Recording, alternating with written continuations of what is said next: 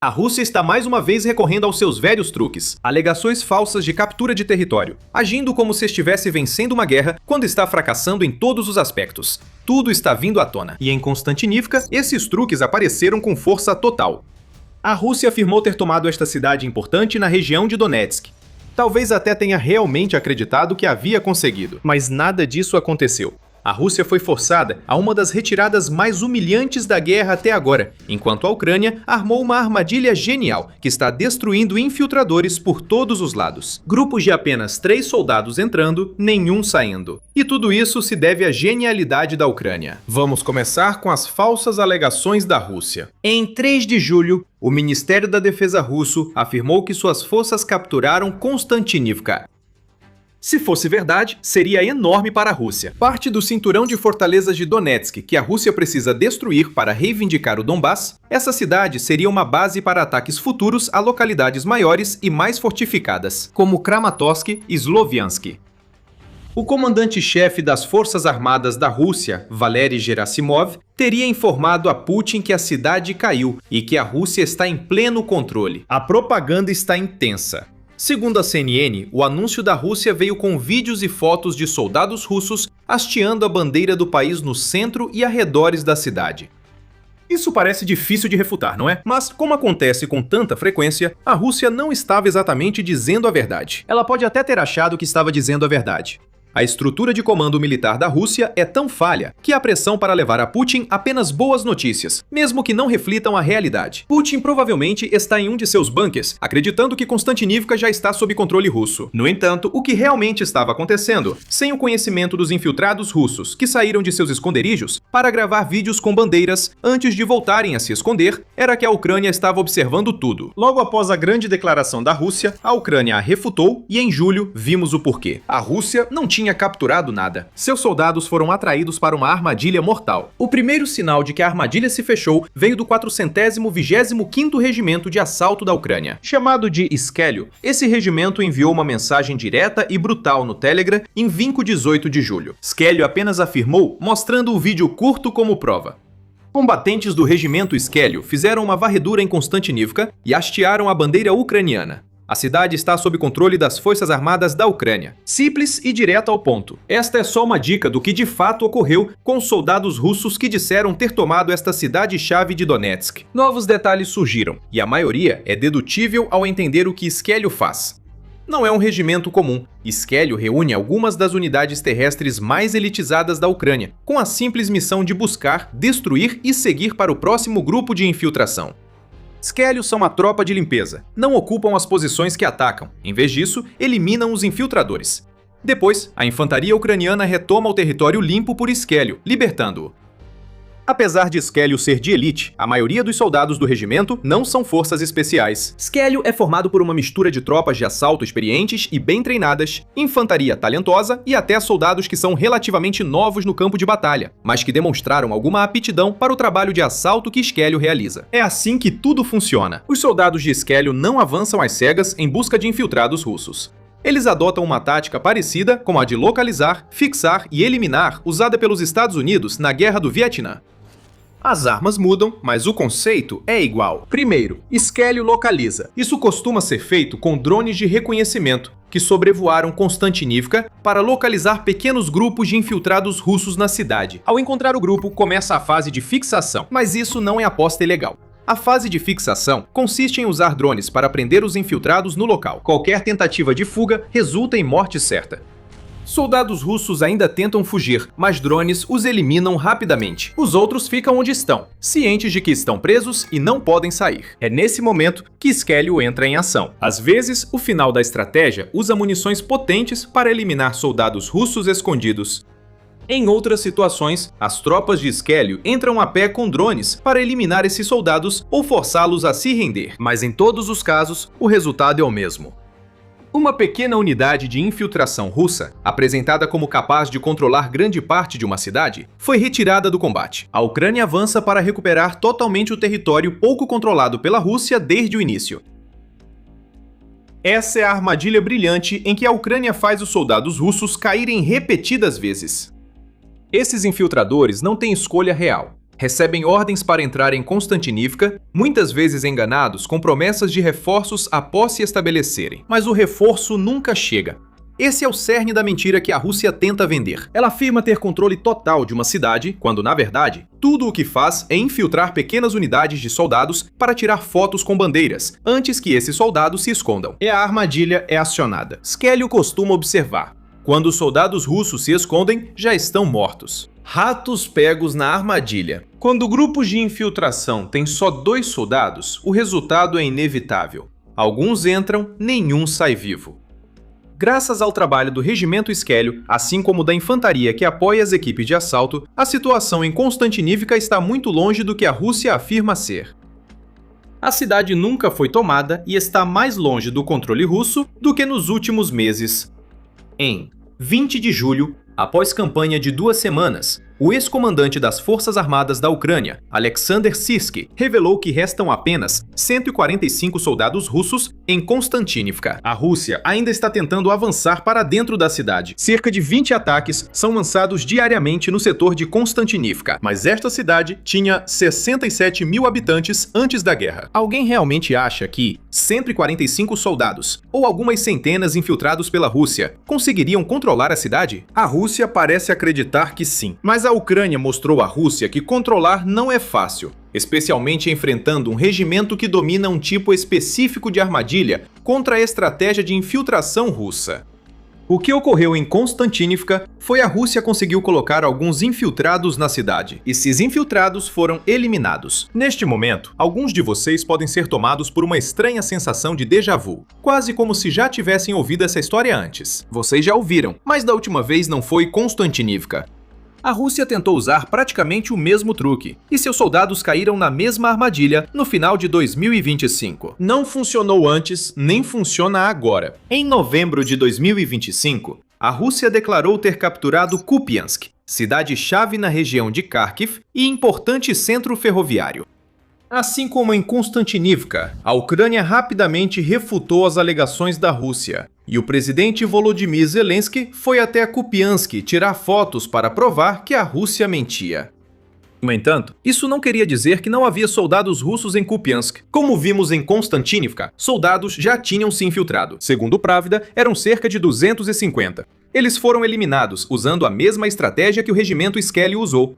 Em meados de dezembro, a Ucrânia tinha 90% de Kupiansk sob controle total. Os paralelos são inegáveis. A retirada russa foi infinitamente humilhante. Aprendemos novamente que, quando a Rússia diz ter conquistado algo, a primeira reação deve ser de descrença. A Rússia realmente precisa da vitória em Constantinivka, assim como precisava de Kupiansk. Mas tudo não passou de uma ilusão. De novo, a alegação falsa de captura por unidade de infiltração pequenas, incapazes de manter o território após serem descobertas. Aqui está o verdadeiro problema para a Rússia. A armadilha de Constantinivka mostra mais sobre seus fracassos na cidade e em Donetsk do que ela jamais soube. A história de Constantinivka é de avanço lento e grandes perdas para conquistar a cidade menos importante do cinturão de fortalezas. Antes de continuarmos, lembre-se, você está assistindo ao programa militar. Se ainda não se inscreveu, aproveite para clicar agora. Veja o que a Rússia tenta fazer em Constantinivka. Além da infiltração fracassada, a Rússia tenta uma manobra de pinça contra a cidade. Ela reuniu cerca de 11 mil soldados na área tática de Constantinivka-Druskivka para conseguir isso. A estratégia da Rússia não tem erro. A manobra de pinça é tão antiga quanto a guerra. Ela se baseia na ideia de atacar um alvo por 2 lados, forçando as tropas no meio a dividirem o foco. A Rússia busca tomar Constantinivka, no extremo sul do cinturão de fortalezas de Donetsk, para depois avançar e conquistar as outras 3 cidades desse cinturão. O uso da manobra de pinça eleva o custo para a Ucrânia defender a cidade, segundo o The Independent, pois mais tropas são necessárias em Constantinivka para evitar um avanço russo. Tudo isso faz sentido, e bem feita, a pinça derrubaria uma cidade como Constantinivka. Você provavelmente já sabe o que diremos. A pinça da Rússia não vai bem. O que a Rússia está realmente conseguindo com seu movimento de pinça é um avanço que, em média, chega a cerca de 50 metros por dia. Não são quilômetros, são metros. Provavelmente você conseguiria percorrer essa distância andando de uma ponta da sua casa até a outra. E essa taxa lamentável de avanço ainda é agravada pelo fato de a Rússia estar perdendo tropas aos montes. Como destaca o New York Times, a Rússia agora está perdendo soldados numa proporção de 8 baixas para cada uma sofrida pela Ucrânia. A proporção aumentou em relação aos 2 ou 3 para 1 durante grande parte da guerra, mostrando que Konstantinivka e o cinturão de fortalezas são ainda mais perigosos que cidades como Pokrovsk, pela qual a Rússia já sacrificou dezenas de milhares de soldados até agora. Para ser direto, um movimento de pinça só se fecha se as tropas conseguirem se mover. Não é o caso dos soldados que tentam cercar Konstantinivka agora. O avanço da Rússia é extremamente lento, e tanto o custo humano quanto o financeiro da tentativa de avançar sobre a cidade é astronômico. Não é preciso olhar só para Konstantinivka agora para perceber isso.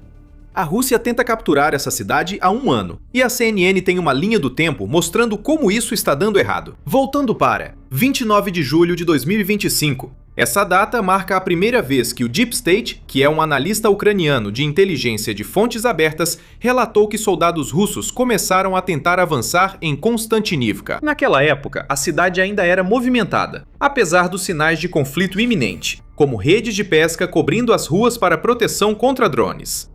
Mesmo assim, a Rússia já podia atacar, e Konstantinivka estava prestes a ter problemas. Em novembro de 2025, as forças russas haviam se aproximado ainda mais, apesar de seus avanços ocorrerem infiltrando-se nas zonas mortais, com drones nos arredores da cidade. Os ataques aéreos começaram, e a Rússia divulgou vídeos feitos por infiltrados que haviam chegado à cidade. Mas a Ucrânia ainda controlava o centro. Em janeiro, a Rússia avançou um pouco mais e iniciou o movimento de pinça que ainda tenta se formar. Este mês foi o melhor que a Rússia conseguiu, já que o país já começava a sofrer pesadas perdas de até 35 mil mortos ou feridos por mês.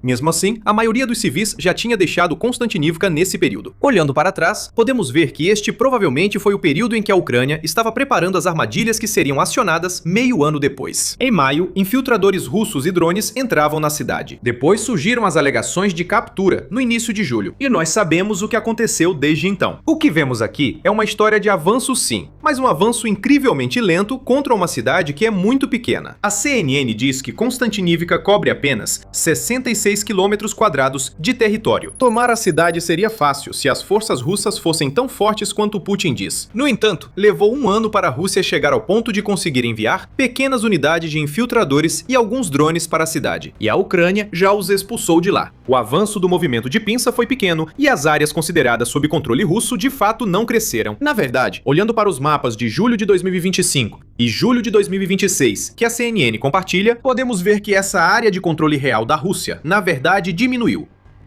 Particularmente a noroeste de Bakhmut. A Rússia está de fato perdendo território perto de Konstantinivka. De acordo com o relatório da Interfax de 21 de julho, as forças ucranianas retomaram 43,37 km² ao longo da fronteira entre Donetsk e Dnipropetrovsk durante a semana anterior, com a Rússia conseguindo capturar apenas 17,33 km². Esse não é o domínio que Putin quer mostrar. Isso mostra uma história bem diferente da divulgada pelo Kremlin. Gerasimov afirma que Konstantinivka foi capturada. Não foi, está longe disso. O regimento Skalia expulsou os infiltradores e a Ucrânia está avançando contra a Rússia, ou ao menos transformando a área sob controle russo em zonas cinzentas perigosas. O movimento de pinça não se fecha por não estar totalmente formado, e a Rússia começa a se desesperar. Como revela a Euromaidan Press, o chefe do Centro de Combate à Desinformação da Ucrânia, Andriy Kovalenko, afirma que Putin pode ser forçado a mobilizar até 500 mil russos no próximo outono, correndo risco de reação massiva e possível revolta de uma população russa cansada da guerra. Tudo isso para que a Rússia cubra as crescentes lacunas em suas linhas no leste da Ucrânia. Essas tropas seriam enviadas para a batalha em até 2 semanas após a convocação, segundo Kovalenko, evidenciando o desespero de Putin em aumentar o número de soldados e a incapacidade dele e do seu comandante de criar outra estratégia, além de mandar mais gente para resolver o problema. Se houver mobilização, Konstantinivka pode cair, mas o custo interno para Putin seria enorme. Ele tem tentado evitar a mobilização durante a maior parte da guerra na Ucrânia, por um bom motivo. O povo dele não quer isso, ainda mais após tantas baixas. Vamos retornar a Constantinivka e a história principal. Resumindo, a Rússia afirmou ter capturado a cidade. Não tinha capturado. A Ucrânia armou uma armadilha magistral, e os infiltradores que a Rússia disse ter capturado Constantinivka foram praticamente eliminados. A Rússia tentou tomar essa cidade por 1 ano e ainda não conseguiu. Por que tudo isso importa? Putin não tem vantagem alguma. Todas essas alegações falsas servem para isso. Seja ele acreditando nos generais quando dizem que a Rússia tomou cidades ou participando do teatro. Esse tipo de alegação falsa faz a Rússia parecer mais forte do que é. Putin precisa disso por 2 motivos. Primeiro, mostrar ao seu povo que a Rússia continua sendo a potência militar que sempre afirmou. A melhor forma de fazer isso é alimentar as alegações de que a Rússia está capturando cidades ucranianas. Em segundo lugar, Putin está de olho nas negociações de paz. Ele não quer participar delas, mas se o fizer, vai fazer isso enquanto notícias sobre a Rússia capturando territórios estiverem nos principais jornais, mesmo quando essas alegações são desmentidas dias depois. Putin percebe que suas táticas de enrolação nas negociações de paz estão com o tempo contado, e ele precisa de uma vitória, qualquer vitória, que possa usar para apoiar sua alegação de que a Ucrânia deve ceder o Donbás à Rússia para que a paz seja concedida. Essa alegação não deve surgir tão cedo. Constantinivka seria uma grande vitória para a Rússia. Uma vitória estratégica importante, representando o primeiro avanço significativo da Rússia em meses. A ofensiva da primavera e verão já deveria ter avançado mais. Quando planejada pela Rússia, o objetivo era destruir todo o cinturão fortificado. Mas nada de importância operacional foi alcançado por essa ofensiva até agora, declarou o Instituto para o Estudo da Guerra, ou ISW, em 1º de julho. 2 dias depois, a Rússia fez essa alegação sobre Constantinivka, quase como resposta, e vimos como isso acabou funcionando. O avanço russo em Donetsk está tão lento que o ISW não tem confiança para prever quando a região pode cair sob controle da Rússia. Isso pode levar um número incalculável de anos, especialmente quando a Rússia está tendo tanta dificuldade com a mais fraca das cidades da linha de fortificações e com os contra-ataques ucranianos que estão fazendo a Rússia perder território que já havia conquistado. Quanto a Constantinivka, a batalha segue e parece improvável que a Rússia controle totalmente a cidade até o fim de 2026. Ainda precisa mentir sobre esse controle, mesmo com suas tropas em retirada humilhante. À medida que a Ucrânia se fortalece, unindo fortificações a contra-ataques e ataques de drones na retaguarda russa em Donetsk, é improvável que a Rússia tome uma iniciativa séria em breve. Em 2014, o presidente russo Vladimir Putin tomou o controle da península da Crimeia. Ele enviou um pequeno exército de soldados das forças especiais, fortemente armados para a região, que passaram a bloquear bases militares ucranianas e substituir o governo regional por um novo grupo de fantoches pró-Putin. Foi dramático, foi ilegal, mas foi eficaz. A Ucrânia e o resto do mundo foram pegos de surpresa, e a operação foi tão rápida que mal houve tempo para qualquer tipo de resposta diplomática ou militar séria. Para Putin, a missão foi um sucesso absoluto, um sonho realizado. Pouco mais de 10 anos depois, porém, esse sonho começa a virar pesadelo. Aproveitando ao máximo seu arsenal em expansão e o impulso no campo de batalha, as forças ucranianas estão atacando a península de forma mais intensa do que nunca. Eles não estão tentando libertá-la ou retomá-la, mas sim isolá-la, tornando cada vez mais caro e difícil para o inimigo ocupá-la. Para entender o impacto dessa estratégia e a lógica por trás dela, precisamos voltar a março de 2014. A anexação da Crimeia por Putin ocorreu sem problemas. Ele conseguiu desmantelar o parlamento da região, instalar novos líderes leais a ele e até mesmo organizar um referendo totalmente ilegal e ilegítimo, no qual surpreendentes 96,77% dos eleitores, supostamente, optaram por deixar a Ucrânia e se juntar à Federação Russa. Nos dias que se seguiram, Putin assinou o Tratado de Adesão da República da Crimeia à Rússia, oficializando a anexação. Mas Putin então enfrentou um novo problema. Um problema ligado à geografia única da Crimeia. Como a Crimeia é uma península, não é o lugar mais fácil de acessar.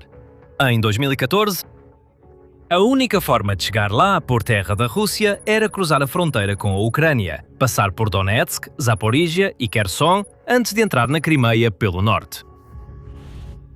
As demais opções eram viajar de avião ou balsa pelo Estreito de Kerch, um canal estreito que liga o Mar Negro ao Mar de Azov. Com a Crimeia a oeste e o Krai de Krasnodar da Rússia a leste. Agora, antes da anexação, a Crimeia era totalmente dependente da Ucrânia continental para seus suprimentos vitais, de combustível, comida, água, energia e bens de consumo. Após a anexação, a Rússia ficou responsável por fornecer esses recursos, mas fazê-lo só por balsa não era eficiente. Putin também buscava incentivar mais russos a se mudarem para a Crimeia, comprando casas lá, abrindo negócios ou passando férias pela península. Para fazer tudo isso, ele precisava facilitar o acesso. Então, ele ordenou construir a ponte do Estreito de Kerch, chamada também de Ponte da Crimeia, um verdadeiro milagre da engenharia moderna. A ponte de 19 quilômetros, ou 12 milhas, começou a ser construída em fevereiro de 2016 e foi aberta para carros e outros veículos em 2018. A parte ferroviária da ponte foi inaugurada um ano depois. Logo, dezenas de milhares de veículos cruzavam essa ponte, a maior da Europa, diariamente. Isso melhora muito a capacidade da Rússia de apoiar a logística da península e transportar tropas e equipamentos militares pelo Estreito de Kerch, e facilitar o fluxo de turismo para a região. Mas a história provou que Putin não é o tipo de homem que simplesmente se contenta. Movido unicamente pela busca implacável pelo poder, ele sempre quer mais. Então, em 2022, ele deu a ordem para uma invasão em larga escala da Ucrânia, mirando todo o território ucraniano, mas com foco especial em 4 regiões distintas: Luhansk, Donetsk, Zaporizhia e Kherson. Havia várias razões por trás da decisão do presidente russo, mas um dos seus objetivos mais importantes era garantir o controle do vasto corredor terrestre que liga o território russo à península da Crimeia. Ao controlar Donetsk, Zaporizhia e Kherson, a Rússia teria uma nova forma de acessar a região, uma rota terrestre crucial para o transporte de tropas e suprimentos, junto com o controle total da costa ao redor do Mar de Azov. E assim aconteceu. Nos estágios iniciais da guerra, as forças russas concentraram grande parte de seus esforços em abrir caminho para a Crimeia. Elas realizaram um cerco de 3 meses à maior cidade em seu caminho, Mariupol. E já em meados de maio de 2022, poucas semanas após a invasão, o corredor terrestre já estava em grande parte liberado. A Rússia usou o controle da Crimeia para enviar forças a Kherson pelo sul, facilitando a tomada de pequenas cidades e povoados. Conforme capturavam mais território, maior ficava a zona de proteção ao redor da península. E mais impossível, parecia que a Ucrânia voltaria a controlar a Crimeia algum dia. Parecia que a região estava perdida para sempre. E Putin sabia muito bem disso. Em março de 2024, em um evento que marcou o 10º aniversário da anexação, o presidente expressou sua alegria pelo fato de a península ter retornado ao seu porto de origem, acrescentando que a região e outros territórios ocupados da Ucrânia seguirão unidos ao restante da Rússia por gerações futuras. Na época, mesmo que a Ucrânia tenha conseguido realizar alguns ataques dentro e ao redor da Crimeia, incluindo vários ataques à ponte da Crimeia, parecia que Putin estava certo. Avançando para o verão de 2026. No entanto, o controle da Rússia sobre a Crimeia diminuiu significativamente graças a uma campanha ucraniana sustentada que teve como alvo as defesas, a logística e as linhas de suprimento da região. Essa campanha, pode-se dizer, está em andamento desde 2022, com a Ucrânia realizando ataques esporádicos a alvos como bases aéreas, portos e defesas da Crimeia, sempre que surgia a oportunidade. Mas ela realmente aumentou em termos de eficácia e intensidade em 2026. As forças de Kiev agora estão planejando e executando ataques implacáveis a estradas, pontes, infraestrutura e instalações militares. Isso provocou apagões generalizados de energia e água, cortou linhas de suprimento e mergulhou toda a península em um estado de caos sem precedentes, com turistas em pânico e moradores russos formando filas para fugir da região.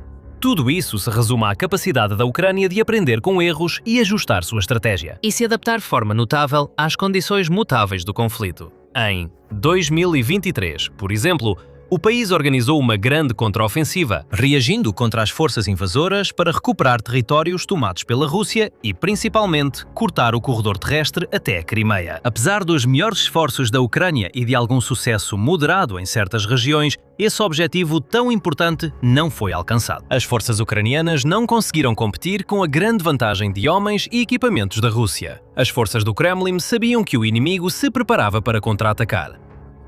Então criaram defesas profundas e densas para manter o controle das áreas ocupadas, instalando campos minados e valas antiveículos. Posicionaram artilharia em pontos estratégicos, conseguindo deter avanços mecanizados da Ucrânia antes da recuperação de grandes áreas perdidas. Com um exército menor, a Ucrânia precisou dividir suas forças em vários eixos, o que pode ter facilitado para a Rússia conter a ofensiva. Após a poeira baixar, a Ucrânia retomou alguns vilarejos e assentamentos em 6 meses, mas sofreu grandes perdas de soldados e equipamentos. Aprendeu da forma mais difícil que um ataque direto ao corredor terrestre não funcionaria. As defesas russas eram profundas e densas demais para serem penetradas. Aqui entra a adaptabilidade tática da Ucrânia. Os comandantes notaram que talvez não atravessassem as defesas, mas poderiam passar por cima delas com as ferramentas certas, o que levou tempo.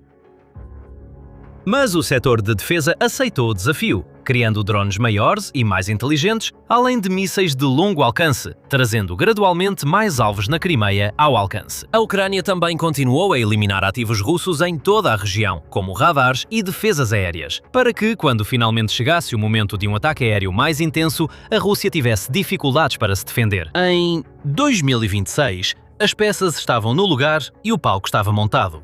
O avanço da Rússia havia desacelerado a ponto de se arrastar como um caracol. As forças da Ucrânia mantinham a linha nos pontos principais e Kiev finalmente tinha os recursos necessários para, nas palavras do próprio ex-ministro da Defesa do país, Mikhailo Fedorov, transformar a Crimeia em uma ilha. Antes de falarmos do que ocorreu depois, é por isso que fazemos o programa militar, para mostrar como o poder realmente se move. Se você é novo, inscreva-se para não perder as próximas novidades. Em maio de 2026, Kiev fez sua jogada. Uma rápida sequência de ataques de drones de médio alcance começou, tendo como alvo estravas, transporte ferroviário, pontes, balsas e defesas aéreas, tanto na Crimeia quanto nos territórios ocupados que formavam o corredor terrestre com a Rússia. Assim, cortou as linhas de suprimento que abasteciam a região há anos.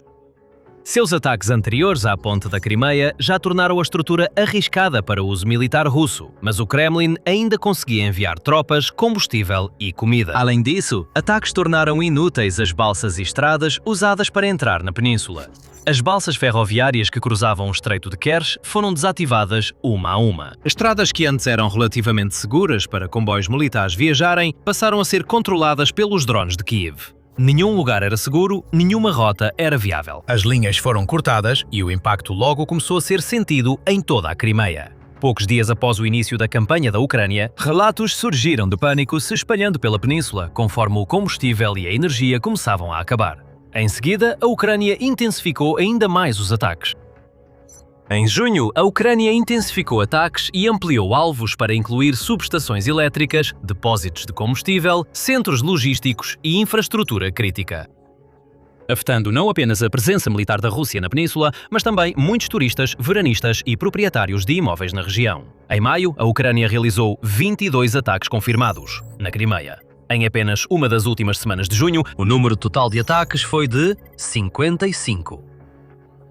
E esses foram alguns dos maiores e mais devastadores ataques que a região já viu, já que a Ucrânia não estava apenas contando com drones, mas também lançou seus mísseis de cruzeiro Flamingo, de fabricação nacional, contra comboios no corredor terrestre e portos navais russos no Mar Negro e no Mar de Azov. Como resultado, o que começou como um estado de pânico se transformou em um estado de emergência em toda a região.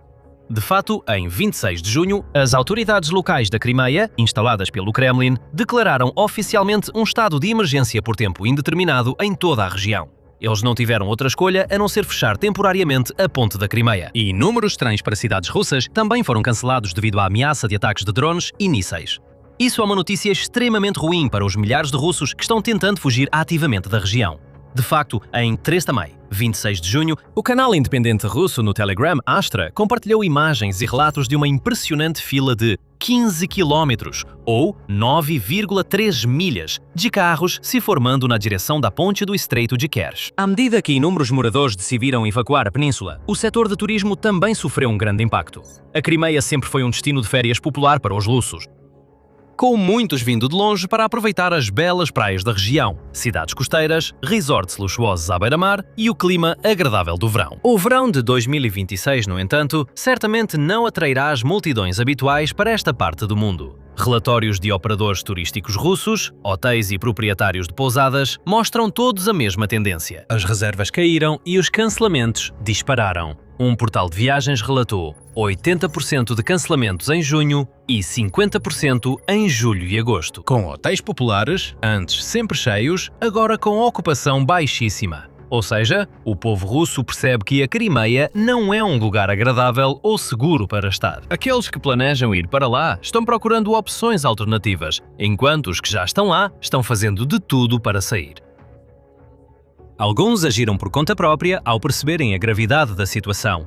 Outros seguiram os avisos de autoridades como Fedorov, que alertou sobre consequências muito inesperáveis para os russos e afirmou, sem rodeios, que o inferno está começando na Crimeia. Refat Chubarov, presidente do Majlis do Povo Tártaro da Crimeia, o mais alto órgão representativo e executivo dos tártaros da Crimeia, também pediu aos russos na Península Ocupada que saiam enquanto é possível. Em vídeo divulgado nas redes sociais, Chubarov disse que os ataques da Ucrânia à Península só vão se tornar mais intensos daqui para frente. Quero-me dirigir separadamente a outra parte da população atual da Crimeia, ou seja, aqueles que se estabeleceram na Península após 27 de fevereiro de 2014. Sua presença na Crimeia ocupada, com documentos de propriedade russos falsificados, é ilegal, tanto pela lei nacional ucraniana quanto pelo direito internacional. Agora, como vocês mesmos podem ver, a Crimeia tornou-se linha de frente e sua libertação das forças russas de ocupação é inevitável.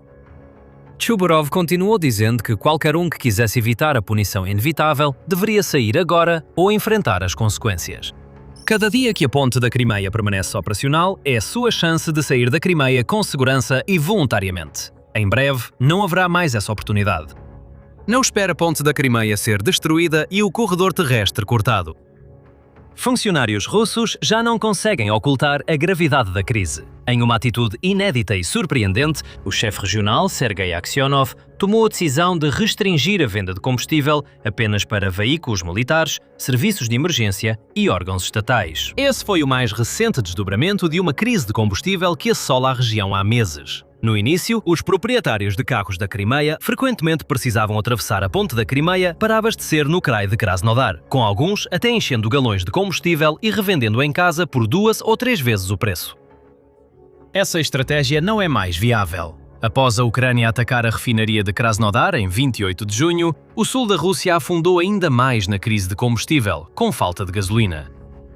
Postos de combustível locais começaram a recusar atendimento a qualquer carro com placa da Crimeia. Isso levou a discussões e até a brigas nos postos em questão, com as autoridades regionais sendo obrigadas a chamar a polícia armada numa tentativa desesperada de manter a ordem. Como resultado direto, muitas pessoas continuam presas na Crimeia. Elas não conseguem o combustível de que precisam para sair e suas vidas estão se tornando mais miseráveis a cada dia. Apagões elétricos recorrentes têm afetado a região desde os ataques de junho, com inúmeras casas e empresas ficando sem energia. A escassez de água e comida também está se tornando mais grave, enquanto a chamada Riviera Russa perde todo o seu encanto, transformando-se de um paraíso de férias em uma zona de guerra devastada. Sirenas de ataque aéreo tocam regularmente, seguidas pelos sons cada vez mais familiares de explosões, antes que fogo e fumaça tomem conta do céu. Muitos crimeanos recorreram às redes sociais, compartilhando posts e vídeos detalhando seu sofrimento, com alguns pedindo ao próprio Putin para assumir o controle da situação. Uma jovem, por exemplo, em um vídeo postado em 5 de julho, disse: "Estou falando com Moscou e com Putin em nome do povo da Crimeia. Você nos prometeu segurança e uma vida normal, mas na realidade há postos de gasolina vazios, medo, postos de controle, longas filas e total incerteza. Na televisão dizem que está tudo sob controle. Mas se a Crimeia está em modo de sobrevivência, então as coisas já não estão mais sob controle. Porque você nos abandonou." Essas emoções são compartilhadas por toda a população da região, mas Moscou não está ouvindo o chamado. Com as rotas terrestres se esgotando e sem poder contar com a ponte da Crimeia, o Kremlin tentou abastecer a Crimeia por mar usando navios-tanque da Frota Fantasma, mas também fracassou. Na noite de 6 de julho, 8 pequenos navios-tanque, cada um transportando 7.000 toneladas de gasolina, atravessavam o mar de Azov em direção à Crimeia, quando foram atingidos e destruídos por drones ucranianos. Mensagem clara de Kiev: nenhuma rota para a península é segura. Todas são monitoradas, com drones e mísseis prontos para atacar qualquer alvo que tente cruzar. Desde o primeiro dia desta operação, a missão da Ucrânia tem sido clara. Como diz o jornalista da CNN Nick Paton Walsh, o país pretende tornar a Crimeia um lugar difícil de se viver. Um lugar sem turismo, gás, energia, comida acessível e o corredor terrestre até lá. Assim, um lugar já difícil de viver parece cada vez menos valer o custo para o Kremlin manter o controle. Ele observa que a Ucrânia quer transformar a Crimeia, de joia da coroa de Putin, em moeda de troca para a Ucrânia, talvez para futuras negociações de paz. Ou até em um problema para Putin, enquanto lida com a crescente dissidência sobre a guerra. Até agora, está sendo bem sucedido em todas essas áreas. Quando Putin anexou a Crimeia em 2014, ele achou que havia capturado um pedaço de terra inestimável, um tesouro dourado e brilhante que poderia exibir para seu povo, uma península pitoresca repleta de resorts de alto padrão que os russos iriam aproveitar e agradecer a ele por décadas. Em 2026, esse tesouro se transformou em um inferno. Um lugar de pânico, medo e caos, e o símbolo perfeito do declínio desastroso de Putin. O piloto do Su-35 da Rússia achava que não enfrentava perigo algum. Longe da linha de frente para evitar as defesas aéreas da Ucrânia, ao menos era o que ele pensava. Aquele piloto sentia que podia voar com total impunidade. A Ucrânia não faria nada. Nem as melhores aeronaves ucranianas sobrevivem a um combate aéreo contra um Su-35. Tudo estava indo bem, até que os F-16 ucranianos acabaram de humilhar o caça mais mortal que a Rússia costuma usar, em uma jogada genial que vai entrar para a história. Os pilotos de F-16 ucranianos descobriram uma nova forma de dominar, e um infeliz piloto de Su-35 foi o primeiro a descobrir como. Não que você soubesse disso pelas primeiras reportagens sobre o que aconteceu. A própria Ucrânia foi a primeira a revelar que um Su-35 havia sido abatido. Em uma postagem no Telegram, em 8 de julho, a Força Aérea Ucraniana anunciou que um Su-35 havia sido abatido na direção leste e que a vitória estava confirmada. Fotografias do local logo confirmaram a afirmação da Ucrânia, mostrando os destroços do caça russo no chão. Claro, a Rússia já perdeu Su-35 antes. Até junho de 2025, a contagem visualmente confirmada de Su-35 destruídos era de 8. Mas desta vez havia algo diferente. A maioria dos Su-35 que a Rússia perdeu até agora foi vítima de ataques de drones. Porém, em 8 de julho, o principal caça da Rússia foi abatido por um F-16 ucraniano, a aeronave que teoricamente não deveria enfrentá-lo em combate direto. Pouco depois do anúncio da Força Aérea Ucraniana, o canal Sukhomimos no YouTube publicou uma análise do ocorrido.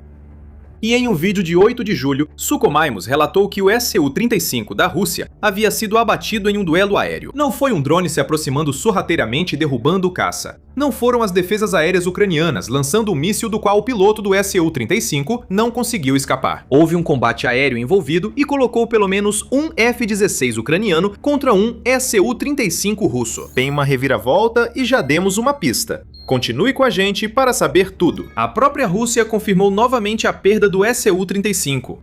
Não veio do Ministério da Defesa nem do Kremlin. Nenhum deles vai querer divulgar que a Rússia perdeu um Su-35 em um tipo de duelo aéreo que, teoricamente, ele deveria ser capaz de vencer. A confirmação vem de Oleksiy Zemtsov, comentarista e blogueiro militar russo.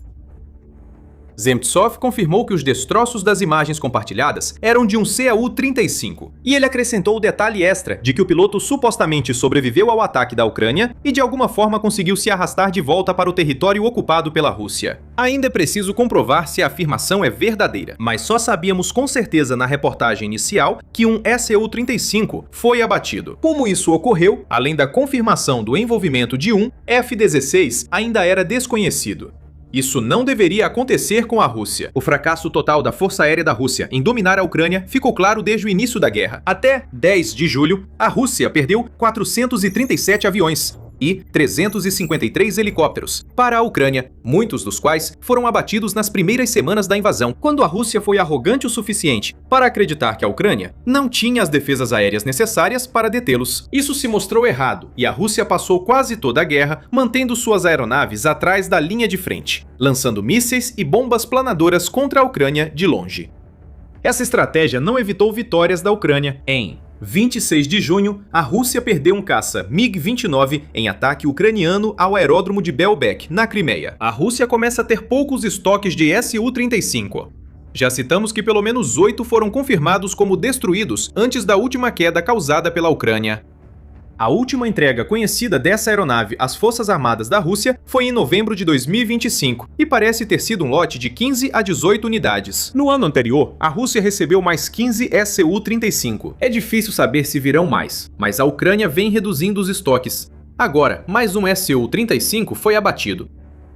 E assim como o fracasso geral da Rússia em aproveitar seu poder aéreo superior na Ucrânia, a perda deste Cu-35 no ar para um F-16 não era algo que deveria acontecer. Suponha por um momento que esse foi o duelo aéreo relatado inicialmente.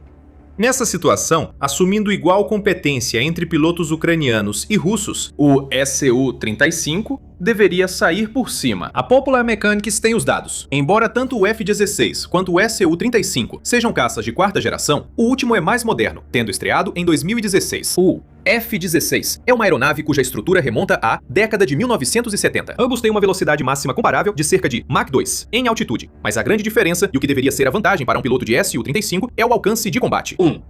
F-16 tem um alcance de combate de cerca de 925 km. Um Su-35 tem um alcance de combate de quase 1.600 km. Isso deve dar ao piloto do Su-35 mais alcance para manobrar e se posicionar, desde que os radares e sensores da sua aeronave detectem o F-16 a tempo. Mas há mais do que isso. Strassen acrescenta que o Su-35 tem mais flexibilidade do que o F-16 quando se trata do movimento das tubeiras. Ambas as tubeiras do Su-35 podem se mover 360 graus, cada um em eixos diferentes. O que isso significa é que o Su-35 consegue executar a manobra Cobra, na qual ele basicamente paira no ar parado.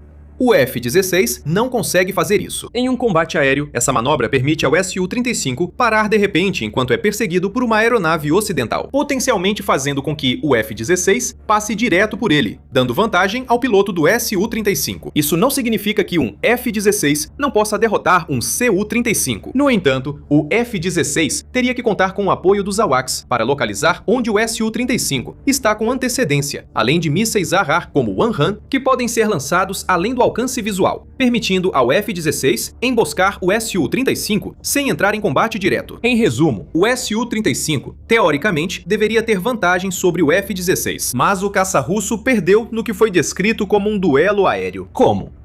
A resposta é que não houve combate aéreo direto. A estratégia ucraniana levou o piloto do caça russo Su-35 a voar direto para uma armadilha criada pela Ucrânia. Mas antes de revelarmos como a Ucrânia conseguiu fazer isso, fica o lembrete de que você está assistindo ao programa militar. Se ainda não se inscreveu no canal, agora é o momento perfeito para clicar no botão antes de voltarmos ao vídeo. É um jornalista ucraniano chamado Ivan Yakovina, que acredita ter descoberto como a Ucrânia conseguiu conquistar uma vitória que nunca deveria ter sido possível com seus F-16. Com base em relatos de fontes russas, Yakovina diz que a Ucrânia conseguiu atrair o piloto do Su-35 da Rússia para uma emboscada, onde o caça foi atacado com mísseis lançados tanto do ar quanto do solo. O jornalista diz que o plano era arriscado. O piloto ucraniano do F-16 precisaria se aproximar até ver o Su-35, usando o F-16 como isca para fazer o piloto russo pensar que poderia entrar em um combate direto. Então, o F-16 acelerou o máximo que pôde, desviando das tentativas de ataque do Su-35, até que o piloto russo acabou chegando ao local da emboscada. Nesse ponto, já seria tarde demais.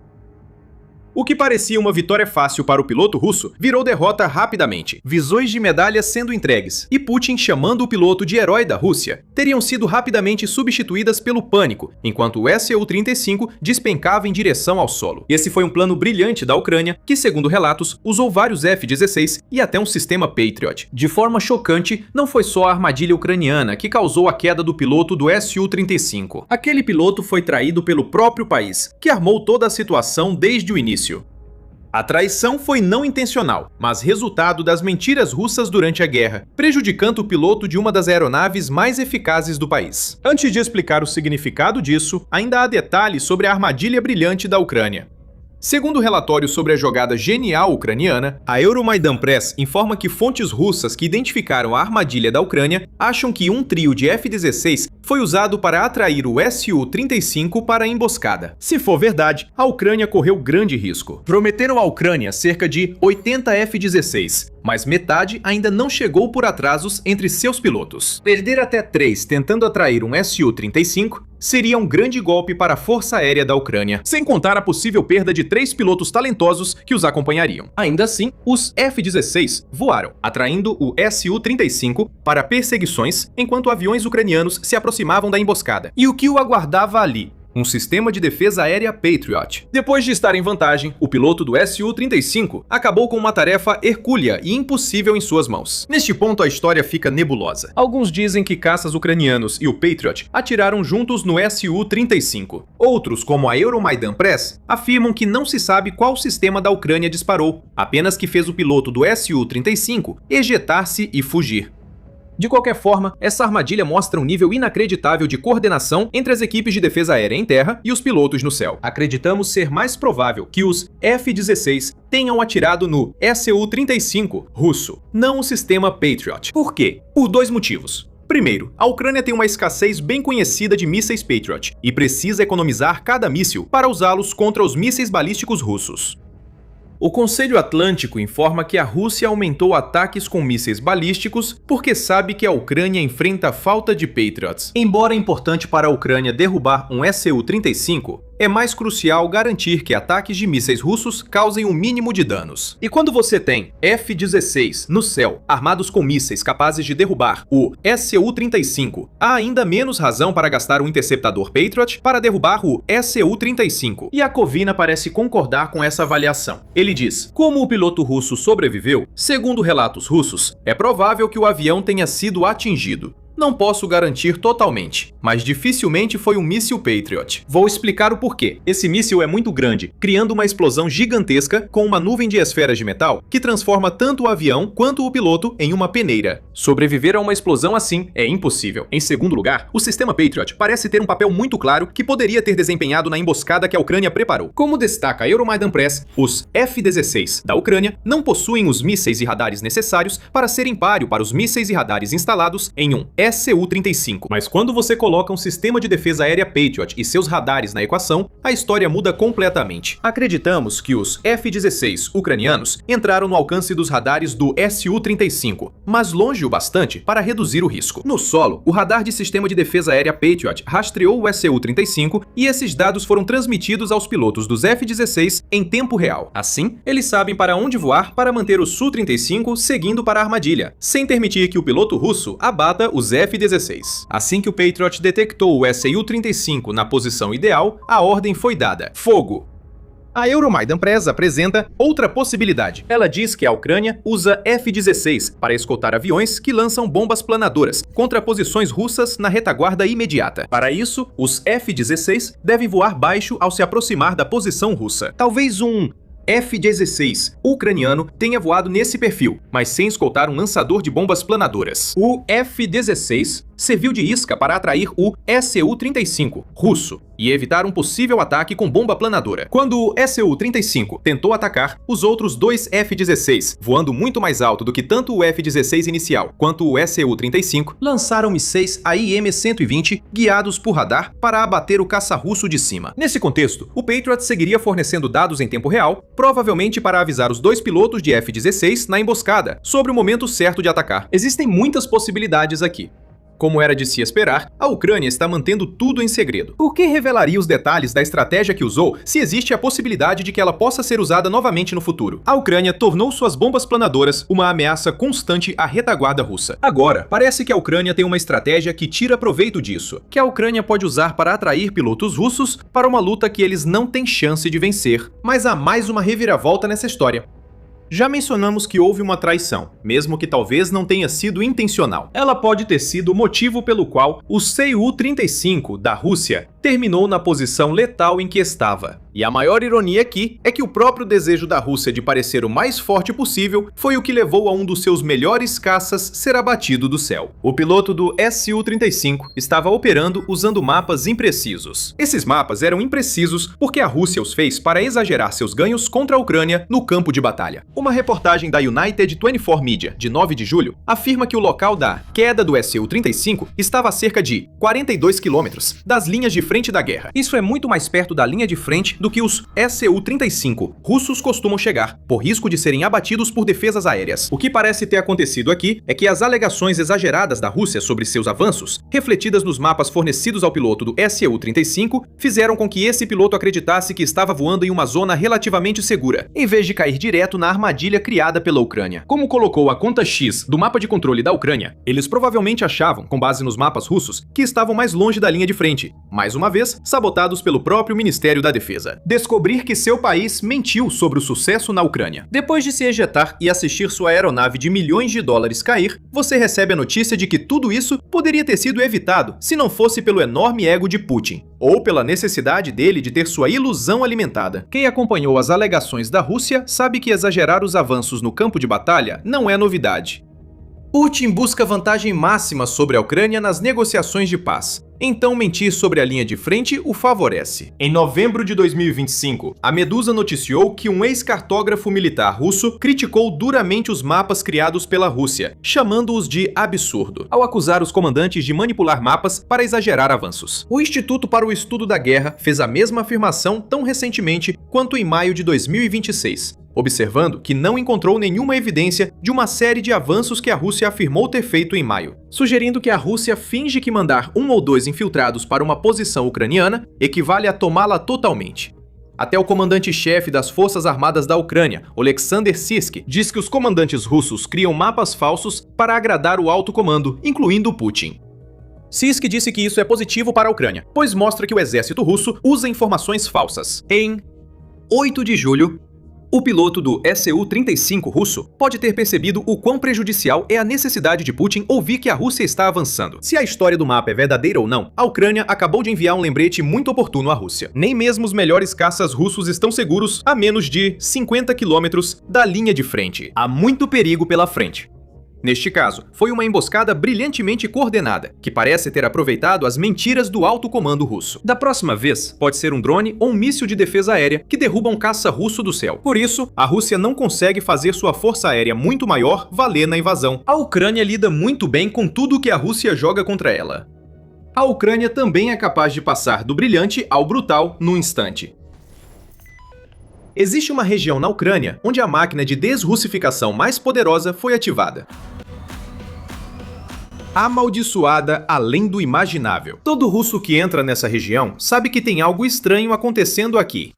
Assustador, poderoso. Máquinas nos céus e no chão estão caçando, e aqueles que estão atrás da linha de frente sabem que seus companheiros à frente nunca voltarão. Este é o lugar mais visado da Ucrânia. Bem-vindos ao inferno, capachos de Putin. Ninguém sai vivo daqui.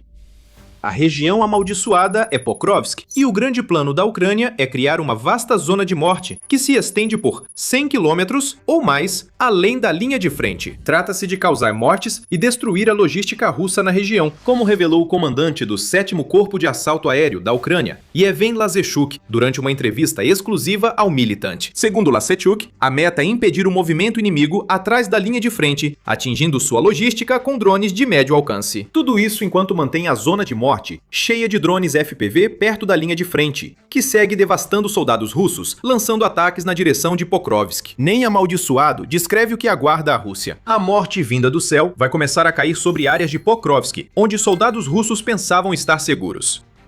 Lazarchuk afirma que os ocupantes querem fazer de Pokrovsk um centro logístico para ataques mais profundos na região de Donetsk. Por isso, o bloqueio logístico. Se você acompanha as ações da Ucrânia nos últimos meses, sabe que expandir a zona de morte para atingir a logística não é uma ideia nova.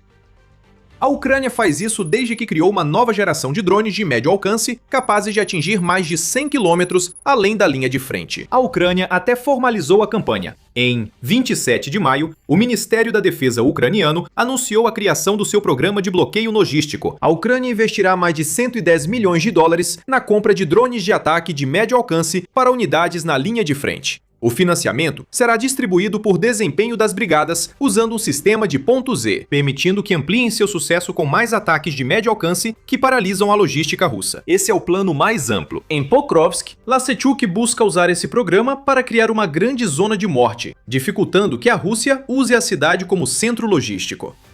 Lazechuk vai se inspirar no que o programa de bloqueio logístico já conseguiu contra a Crimeia ocupada. Na península, falta combustível e há apagões frequentes devido a ataques às usinas de energia da Crimeia. Pontes estão sendo bombardeadas até serem destruídas, e comboios de armas e suprimentos estão sendo destruídos antes mesmo de chegarem à Crimeia. O objetivo de Lazechuk com a zona de morte de 100 km em Pokrovsk será, no final das contas, alcançar o mesmo resultado: transformar Pokrovsk em uma cidade fantasma onde ninguém ousa entrar por medo de ser reduzido a pó por um drone ucraniano antes de chegar à linha de frente.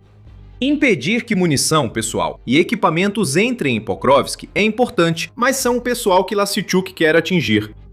Ele diz que a principal tática da Rússia é enviar pessoas para Pokrovsk e depois fazê-las infiltrar-se mais profundamente em Donetsk, muitas vezes em grupos de apenas 2. Essa infiltração não é novidade. A Rússia adota essa estratégia desde 2025, pois os drones FPV ucranianos tornaram ofensivas mecanizadas em combates letais, com perdas em vidas e equipamentos que a Rússia não consegue suportar. Os grupos de infiltração entram discretamente. Eles, na verdade, não estão conquistando o território. Eles ocupam pequenos espaços, se escondem e esperam por apoio que raramente chega. Há propósitos por trás da estratégia. Quando a Rússia infiltra do sorrateiramente, ela usa esse feito, por menor que seja, para propaganda. Putin pode dizer que a Rússia tomou o território, mas na verdade tem apenas alguns soldados escondidos. A infiltração busca sobrecarregar a Ucrânia. Não há frente única. É preciso localizar e destruir dezenas de esconderijos. A Rússia vem evoluindo essa estratégia de infiltração. Em um artigo de junho, a Forbes disse que os infiltradores russos agora avançam o máximo possível para dentro das zonas de morte, estabelecem postos avançados para lançar drones contra as forças ucranianas. Seus estoques são limitados, é claro. Quando os drones acabam, os infiltradores não podem fazer nada além de esperar. Mas o caos causado já é suficiente para criar sérios problemas para a Ucrânia. Criaram uma zona de morte de 100 km em Pokrovsk para enfrentar esse problema. Lazechuk afirma que a Ucrânia busca eliminar infiltradores ainda na retaguarda, antes que se aproximem da linha de frente para tentar infiltrações. É aí que entra a zona de morte de 100 km. Drones de médio alcance, artilharia de foguetes e artilharia de tubo de longo alcance lançarão a morte sobre Pokrovsk, destruindo soldados, suprimentos e rotas logísticas. Imagine ser um soldado russo agora. Você não saberia dessas notícias, pois seus comandantes ocultam o máximo de informações para garantir que você siga a ordem sem questionar. Mas você sabe que Pokrovsk é uma zona mortal. Vários camaradas já morreram tentando tomar a cidade. E você sabe que a linha de frente está cheia de drones que te destroem instantaneamente. Ainda assim, você se sente seguro na retaguarda, aguardando ordens para avançar a linha de frente. Por um momento, você se sente tranquilo. E você ouve isso, o zumbido de um drone. Por um instante, você imagina uma unidade de drones ali perto, enviando vantes para bombardear posições ucranianas. Mas aí você ouve a explosão. Outra surge em seguida, depois mais uma. Você está sob ataque onde pensava estar seguro, enquanto um drone ou foguete se aproxima. Só percebe o perigo tarde demais. Agora está no lugar mais visado da Ucrânia e não sairá vivo daqui. Agora, a grande pergunta: quanto tempo até que a Ucrânia tenha essa zona de morte de 100 km funcionando? A Ucrânia está avançando, pois o 7º Corpo de Assalto Aéreo já tem quase tudo para criar o que Lazechuk prevê. O Militarny relata que o corpo já montou estruturas organizacionais e de pessoal para usar drones de médio alcance com ogivas leves, médias e pesadas, conforme necessário. Isso mostra que o corpo identifica alvos e usa apenas o poder de fogo necessário, evitando desperdiçar drones potentes em alvos que podem ser destruídos com alguns quilos de explosivos. Em 7 de julho, foi relatado que o corpo recebeu um estoque de drones FPFP-2 e já os utilizava em ataques bem-sucedidos contra ocupantes na direção de Pokrovsk. Esses tipos de drones são precisamente o que Lazechuk diz ser necessário para criar a escala de zona de morte que está por vir. Após a atualização em maio, agora transporta ogivas de 200 kg. Esses drones são fabricados pela Firepoint e podem percorrer até 370 km, enquanto transportam suas cargas pesadas. Acreditamos que esses drones serão usados pelo 7º Corpo de Assalto Aéreo para eliminar alvos fortificados atrás das linhas inimigas. Provavelmente, outros drones de ataque de médio alcance já foram ou serão incluídos no arsenal do corpo, mas ainda não foram divulgados. Conclui-se que o 7º Corpo de Assalto já tem drones de ataque de médio alcance. Então, a zona de morte de 100 km já está ativa, mesmo que não seja tão grande quanto Lhassadruk afirma que será. Confira o que aguarda os ocupantes na região de Pokrovsk. A Ucrânia criará uma zona de morte em camadas, dificultando que a Rússia use Pokrovsk como centro logístico ou avance pela linha de frente. Primeiro, ao tipo de zona de morte com o qual a maioria já está familiarizada. Estendendo-se por até 30 quilômetros da linha de frente, esse tipo de zona de morte está infestado de drones FPV, além de outras defesas projetadas para atrasar os soldados russos. Valas antitanque, arame farpado, minas e dentes de dragão compõem as defesas da chamada zona de morte tradicional. Além de eliminar soldados russos que tentam avançar diretamente, as defesas também podem ser usadas para direcionar os soldados por rotas que os levarão diretamente para armadilhas. Esse tipo de zona de morte não vai desaparecer em Pokrovsk. Elas simplesmente serão combinadas com a nova zona de morte, entre cerca de 30 e 100 quilômetros da linha de frente, onde drones de médio alcance atacam. É aqui que drones como o FP2 entram em ação. Eles vão atacar a logística, postos de comando, concentrações de tropas e muito mais. O resultado serão ataques mais fracos na linha de frente. A zona de morte de 30 quilômetros continuará letal, mas terá menos pressão de infiltradores. As defesas durarão mais, e os soldados ucranianos na linha de frente mantêm suas posições porque ainda menos soldados conseguem alcançá-los. Para a Rússia, essa zona de morte ampliada significa uma coisa: baixas aos montes. Isso é a última coisa que a Rússia precisa em Pokrovsk, ou na região mais ampla de Donetsk neste momento.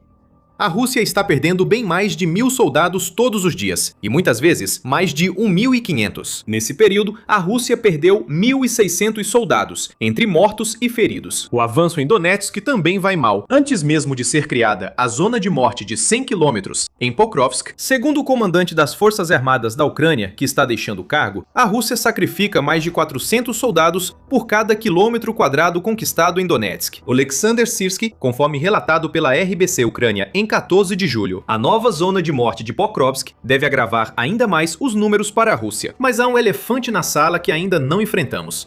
A Rússia já não tomou Pokrovsk? Se isso ocorreu, como a Ucrânia criaria uma zona de morte na área? Responderemos a essas perguntas em breve e explicaremos o que é a zona de morte de 100 km. Mas antes disso, este é um lembrete de que você está assistindo ao programa militar. Se está aprendendo no nosso canal, inscreva-se e ative as notificações para receber nossos vídeos assim que saírem. Então, Pokrovsk. A Rússia realmente alegou ter tomado a cidade, e a palavra-chave aqui é alegou. Em dezembro, a Rússia afirmou ter superado as defesas ucranianas em Pokrovsk e alegado oficialmente ter tomado a cidade. Essas alegações foram feitas de forma suspeitamente sincronizada com a nova rodada de negociações de paz no fim de 2025. Logo ficou claro que a Rússia mentia sobre Pokrovsk para obter vantagem nas negociações.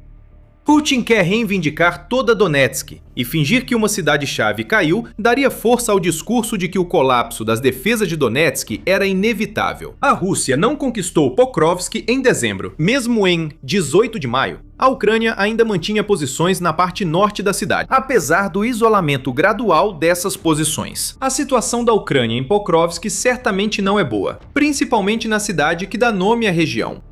Mas esse é o ponto. Pokrovsk não é só a cidade, mas toda uma região que a Rússia ainda precisa conquistar para avançar em Donetsk.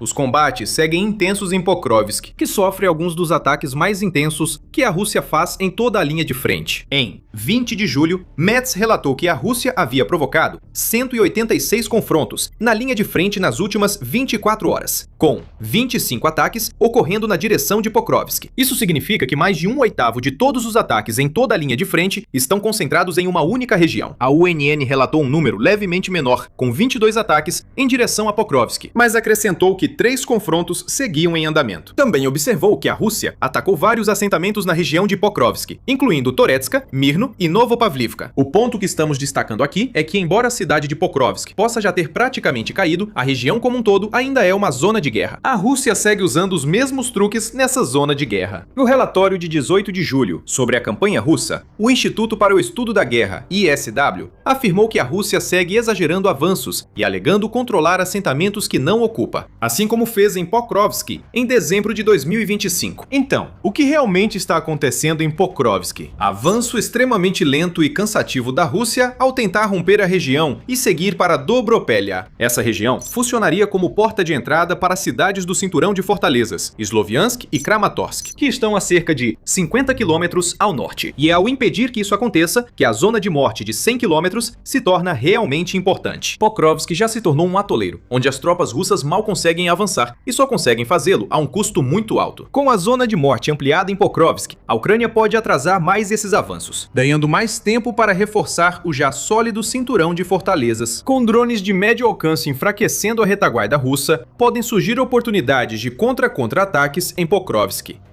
Não afirmamos que a Ucrânia retomaria a cidade, mas poderia liberar áreas do território, que então pode fortificar e usar para expandir ainda mais as zonas de morte. A Ucrânia também precisa levar outra coisa em consideração. Em um relatório de 6 de julho, a Nova Voz da Ucrânia afirmou que o principal plano da Rússia para Pokrovsk é torná-la um centro de comando e logística para seu agrupamento ao norte. O cinturão de fortalezas foi citado novamente, destacando Kramatorsk e Sloviansk. Uma fonte do 7º Corpo de Assalto Aéreo afirmou ao veículo: o máximo que os russos estão fazendo é tentar deslocar o maior número possível de forças e meios para Pokrovsk, durante uma desaceleração dos ataques naquele momento. O oficial continuou: o inimigo planeja instalar seu quartel-general em Pokrovsk. De certa forma, faz sentido. Mas a oeste não há grandes cidades, e a próxima já é Pavlivka. Permitir que a Rússia crie esse centro é ruim para a Ucrânia.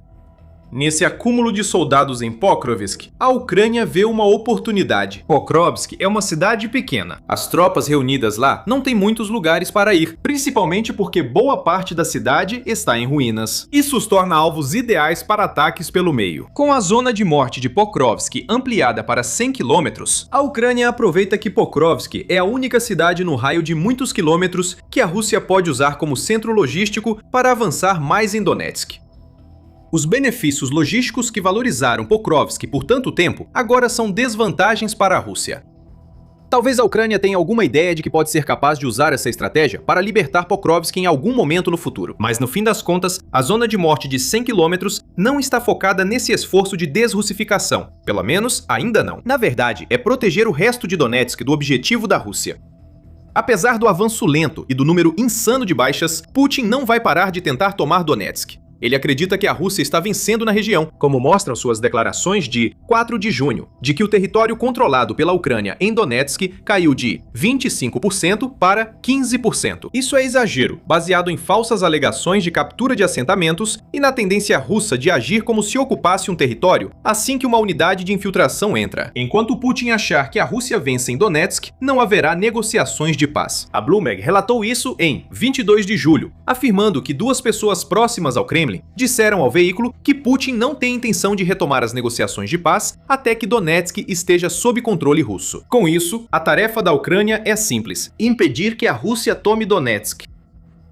O ideal é criar zonas de morte tão grandes que tomar Donetsk se torne caro demais para a Rússia. É isso que significa a zona de morte, de 100 km em Pokrovsk. A Ucrânia não está tentando libertar território. Isso pode vir depois. Ela quer desgastar a Rússia, fazer com que a Rússia pague com o sangue de seus soldados e o óleo de suas máquinas por cada quilômetro de avanço. Já podemos estar vendo o impacto que essa nova zona de morte está causando. Nos setores de Sloviansk, Dobropélia e Konstantinivka da região de Donetsk, a Rússia só conseguiu avançar 17,33 km² na semana que antecedeu o dia 20 de julho, tendo conseguido 26,7 km² na semana anterior. É isso que a Ucrânia deseja: desaceleração nas regiões que o centro logístico de Pokrovsk deveria apoiar. Com mais drones de médio alcance em ação e o caos em Pokrovsk, a desaceleração levará a um impasse, com soldados russos morrendo na linha de frente e em Pokrovsk.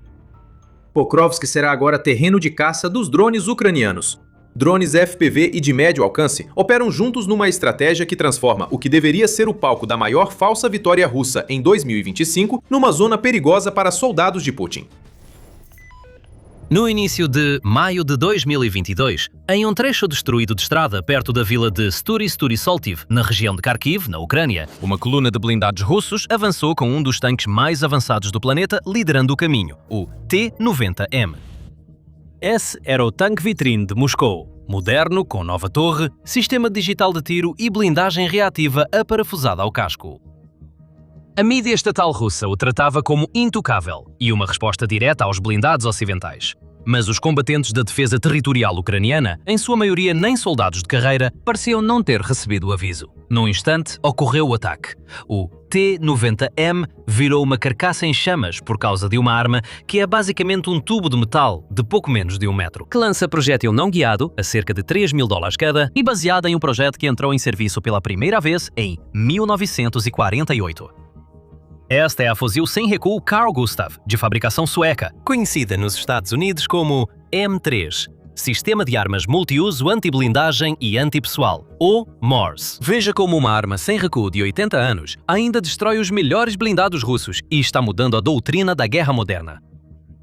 O rifle era só uma peça no quebra-cabeça em movimento quando o disparo decisivo ocorreu, segundo uma postagem no GIS do Ministério da Defesa da Ucrânia. As tropas de defesa territorial eliminaram a infantaria que escoltava o tanque com metralhadoras e depois atingiram o veículo com um RPG-7, o que pareceu ter travado sua torre. Só então, o Carl Gustaf terminou o trabalho. Analistas especializados observaram que o golpe decisivo pode ter sido a detonação da própria munição do tanque. Uma análise de fonte aberta sugeriu que o tanque danificado pode ter sido destruído pelos próprios russos para evitar sua captura. De qualquer forma, os ucranianos ficaram tão satisfeitos com o resultado que incluíram um agradecimento em sua postagem ao rei sueco Carl XVI Gustaf e ao seu povo pela arma. Pense nisso, um lançador sueco barato, tipo bazooka e disparado do ombro, foi a arma que a Ucrânia usou para derrubar um dos tanques mais caros da Rússia. Na verdade, em poucos dias, um segundo T-90M foi relatado como destruído da mesma forma, perto da mesma cidade. Agora, se ampliarmos o olhar para além desse único confronto, o padrão só fica mais claro. Ao longo da guerra, rastreadores de código aberto como o Projeto Oryx documentaram visualmente bem mais de 150 perdas de T-90M até julho de 2026, além de milhares de tanques russos mais antigos. Embora nenhuma arma específica possa reivindicar esse número, sistemas portáteis de combate a blindados enviados à Ucrânia são centrais. A doutrina que os tornou letais era simples e funcionou justamente por isso. A infantaria ucraniana, em vez de enfrentar as colunas blindadas russas diretamente, se dividiu em pequenas equipes e aguardou nos pontos de estrangulamento inevitáveis para os blindados. As linhas de árvores, pontes e acessos estreitos às cidades permitiam que o veículo entrasse no centro, atacavam pelo flanco ou pela traseira, onde até um tanque moderno é vulnerável, e saíam da área antes do fogo de resposta. O Carl Gustaf foi criado para esse combate, já que tanques em estradas raramente estão sozinhos, porque a infantaria se abriga atrás dele. O lançador dispara uma munição antitanque de alto explosivo, ou HIT, no veículo, detonando uma granada de fragmentação que explode nos soldados que caminham atrás do tanque. Uma arma, duas categorias de alvos com segundos de diferença. A principal fonte sobre a eficácia dessas armas são os próprios soldados ucranianos entrevistados por veículos de notícias militares do país. Artilheiros ucranianos relatam sair para a missão com 5 munições, 4 com o assistente e 1 com o artilheiro. Eles insistem que 5 geralmente são suficientes, porque uma arma tão precisa não precisa de um caminhão cheio de munição, apenas o projétil certo e a disciplina para esperar o momento do disparo. Eles dizem preferir o lado mecânico simples ou óptico no caos do combate, pois a mira óptica exige alinhamento, o que toma um tempo que eles não têm. Também mencionam o procedimento para 2 homens.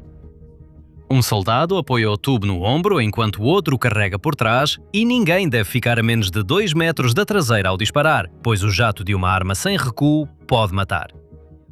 Os ucranianos também falaram sobre o peso quase de passagem, o que é ainda mais impressionante do que parece à primeira vista, o M2 Carl Gustaf, que provavelmente era o modelo originalmente mais difundido desde a década de 1960, pesava 14,2 kg.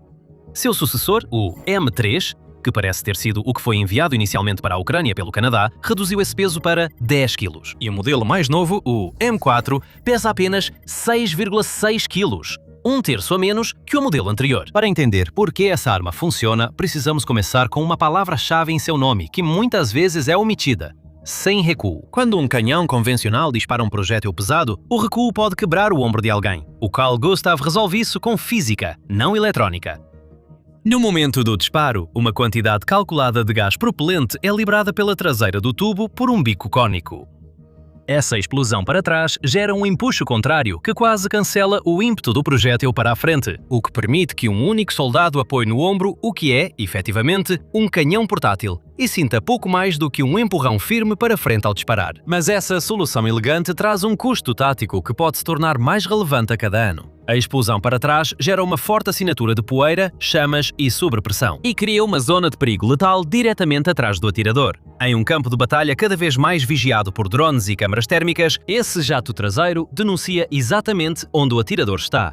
Por isso, equipes são treinadas para atirar e se mover logo depois. O princípio sem recuo possibilita a arma e faz da sobrevivência com ela uma questão de agir rápido. A segunda escolha de design que diferencia o Carl Gustaf de quase tudo em sua categoria é que o próprio cano tem alma raiada.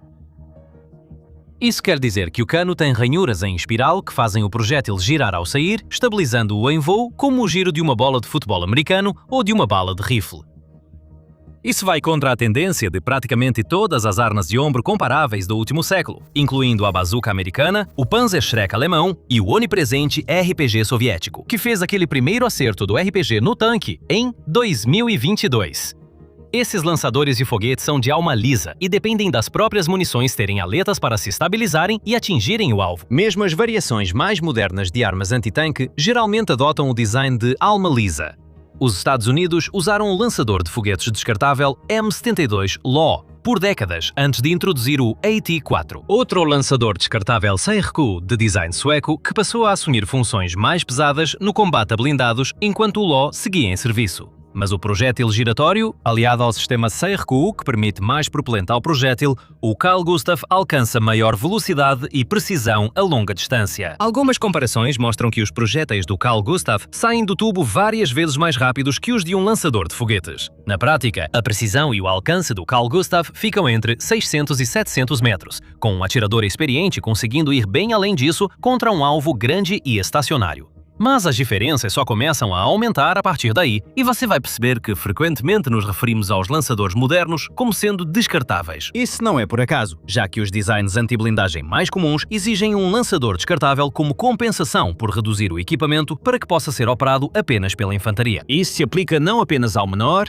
AT-4, mas até mesmo ao maior, NLAW anglo-sueco, que também conquistou respeito por seu serviço na guerra. Só quando chegamos ao Javelin é que o sistema se torna semi-reutilizável. O Javelin é um míssil de uso único, encaixado dentro de seu tubo de lançamento na fábrica, e todo o aparato é acoplado à Unidade de Comando de Lançamento, ou CLU, que é o que o atirador realmente opera. A CLU contém o pacote de óptica e guiagem que foca no alvo, e o Javelin então assume a guiagem propriamente dita e permite que o atirador recue para um verdadeiro dispare e esqueça.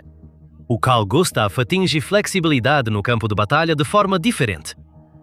Ao invés de mísseis guiados, ele usa um lançador reutilizável com várias munições especializadas, o que explica o preço aproximado de $20 mil da arma.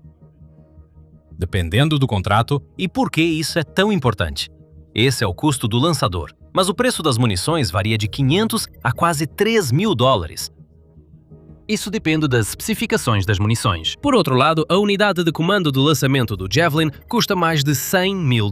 E o custo de um único míssil Javelin com um tubo de lançamento fica entre $160 mil e $170 mil. Isso basicamente torna o custo do Javelin um exagero. Mesmo que você precise de vários Carl Gustaf para destruir um tanque, isso revela o real motivo do Carl Gustaf ter sobrevivido a todas as armas que tentaram substituí-lo. A variedade de munições do fuzil de 84mm é impressionante e os detalhes fazem a diferença. Contra blindados, o carro-chefe é a munição HIT 551 e sua variante aprimorada 551C, um projétil antitanque assistido por foguete que é eficaz até cerca de 700 metros, o mesmo que o alcance nominal do fuzil. Mais importante ainda, o projétil pode perfurar cerca de 40 centímetros de aço. Contra um tanque moderno com blindagem reativa, o atirador pode usar munição tandem HIT 751, cuja carga precursora detona primeiro as placas de blindagem reativa, abrindo caminho para que a carga oca principal possa perfurar o casco abaixo. Isso aumenta a penetração do projétil para mais de 50 centímetros de blindagem. E isso por trás da blindagem reativa. E para as necessidades do combate urbano restrito, existe até uma munição para espaços confinados, a HIT 655. Usa contrapeso de água salgada no lugar de gás puro para reduzir o sopro traseiro, permitindo disparos dentro de ambientes fechados. Uma capacidade que armas sem recuo comuns não oferecem sem matar a guarnição. Isso permite criar um atirador anti-tanque em um ponto vantajoso em ou sobre um prédio comum. Agora, além da blindagem, a munição parece uma companhia de apoio de infantaria condensada em um só tubo. A HEVP 502 é uma munição de duplo propósito capaz de romper blindagem leve, alvenaria e bunkers. Sua espoleta ajustável permite explodir no impacto ou um instante depois, detonando dentro de paredes. A ASM 509 é uma munição dedicada anti-estrutura, feita para derrubar prédios e fortificações, enquanto a MT 756 usa uma carga tandem para perfurar uma posição fortificada e eliminar o que estiver abrigado lá dentro. A ADM 401 carrega mais de 1000 flashettes para defesa de curto alcance contra a infantaria em campo aberto. A família de explosivos de alto poder, GHE 441, lança fragmentos a até 1 km e pode ser programada para explodir no ar sobre tropas em trincheiras, com o modelo mais recente sendo o 441E. O projétil 448, que foi anunciado em 2022, será entregue em todo o mundo para usuários como as Forças Armadas dos Estados Unidos e os vizinhos da Suécia que fazem parte da OTAN. Há munições de fumaça para encobrir movimentos e de iluminação para clarear o céu noturno. No limite desse plano de desenvolvimento está a munição guiada multiuso, um projétil guiado a laser desenvolvido em conjunto pela Saab e pela Raytheon. Ele promete atingir alvos em movimento a até cerca de 2,5 km, levando essa arma analógica para uma verdadeira precisão. E até o preço é mais razoável. Espera-se que fique na faixa dos $80 mil, aproximadamente metade do valor do Javelin. Tudo isso alcançando capacidades de penetração semelhantes, enquanto oferece orientação precisa por designação a laser. Então, um Javelin destrói tanques e às vezes posições fortificadas. O Carl Gustav é o mais perto que a infantaria tem de uma solução universal. Se quiser acompanhar mais novidades sobre armas da Suécia, Estados Unidos ou outras potências militares, inscreva-se no programa militar. Cobrimos todos os tipos de armas e seu uso em combates reais na Ucrânia e outros locais. Voltando ao Carl Gustav, é importante destacar que, embora a eficiência da arma esteja em sua versatilidade e reutilização, ela ainda sofre com algumas limitações. Projetais HIT antigos tinham dificuldade contra blindagem composta e reativa espessa na parte frontal de um tanque de batalha principal moderno. Por isso, os engajamentos bem-sucedidos na Ucrânia ocorrem frequentemente pelos flancos, traseira, topo, e é por isso que existem projéteis tandem. A flexibilidade de usar munições que parecem não combinar, aliada a recargas rápidas, facilidade de uso e capacidade quase de disparar e esquecer, manteve o fuzil sem recuo relevante por 8 décadas de evolução dos blindados. E é exatamente por isso que o Carl Gustav permanece como um dos únicos fuzis sem recuo portáteis ainda existentes. A primeira tentativa da Suécia de criar uma arma sem recuo disparada do ombro, o fuzil antitanque de 20 mm, do início dos anos 1940, foi uma lição de cautela. Seu projeto mal arranhava a blindagem dos tanques do final da guerra e foi produzido em poucas unidades. A lição foi que, apesar de possível construir um fuzil anti-blindagem sem recuo, era bem mais difícil garantir que as munições destruíssem o alvo. Projetéis sólidos pequenos já não derrubavam tanques de frente, exigindo ogivas de carga oca maiores. Assim, em 1946, os projetistas ampliaram o conceito para 84 mm, grande ou bastante, para levar uma carga oca adequada, e em 1948, a arma entrou em serviço na Suécia. A partir daí, ela recusou-se a ficar obsoleta. Foi usada pela primeira vez em combate pelas forças suecas da ONU no Congo, início dos anos 1960. Também esteve na Guerra das Malvinas de 1982. Fuzileiros navais britânicos usaram Carl Gustavs para ajudar a inutilizar uma corveta argentina, destruindo seus lançadores de mísseis. O M2 dos anos 1960 deu lugar ao M3 dos anos 1990. Em 2014, ao Ultralive M4. Utilizando componentes de titânio e construção em fibra de carbono para reduzir o peso, ele suporta milhares de disparos, enquanto o cano do M2 durava aproximadamente 500 disparos. Enquanto a vida útil do cano do M4 era de aproximadamente 1000 disparos. A medida mais clara de como essa arma se consolidou no combate moderno é a enorme lista de seus operadores. O que era uma arma nacional sueca agora é usada de alguma forma por mais de 40 países. Os Estados Unidos exemplificam como o projeto sueco superou até armas nacionais no maior e mais relevante desenvolvedor de armas do mundo. Operadores especiais americanos adotaram o recarregável Carl Gustaf há décadas. O exército regular colocou o M3 em serviço em 2014. No ano seguinte, o objetivo era ter pelo menos um por pelotão de infantaria, e o modelo mais leve, M4, viria em seguida. Então, a guerra na Ucrânia transformou um negócio estável em uma verdadeira corrida. A Polónia assinou o que a Saab chamou de seu maior contrato de combate terrestre em 2024, no valor de cerca de 1,2 bilhão de dólares. Todo o valor foi destinado aos lançadores Carl Gustaf, munição e treinamento. Japão, Lituânia e Estados Bálticos também entraram na fila.